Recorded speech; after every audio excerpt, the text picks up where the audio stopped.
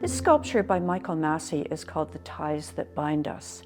Like so many of his sculptures, there is various hidden meanings, but those meanings are hidden within an exquisite piece of art so that the iconography does not overtake the aesthetic of the piece.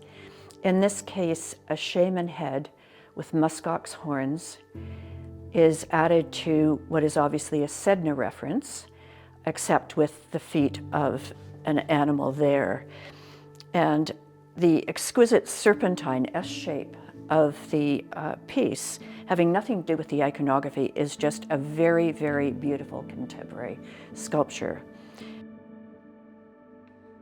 In the same way that Sedna's tail, of course, would have scales on it, which are often fluorescent, Massie has actually inlaid little metal circles that are luminescent in the same way that the scales on Sedna's tails would be.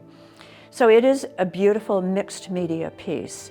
However, it does have some extraordinary meaning. It is actually a statement about how the coming of the Moravians in NEWFOUNDLAND, who brought in the Christian faith, tried very, very hard to actually have Christianity overtake traditional beliefs.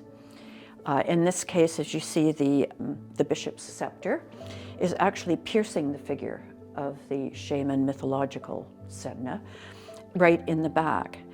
And however, the use of the kakavak, which is the traditional tool used for fishing that the Inuit use to this day, indicates that Christianity was never able to fully eradicate the traditional beliefs.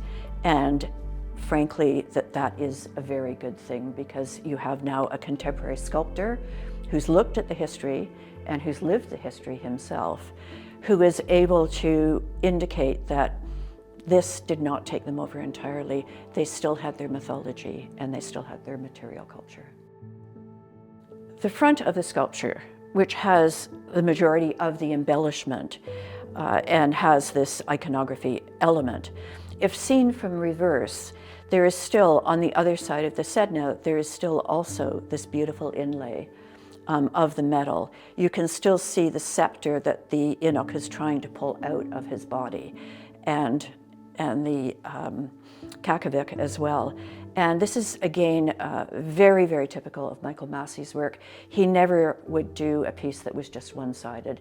The other, it might have a lot of the work on one side, but the back is always beautifully finished as well.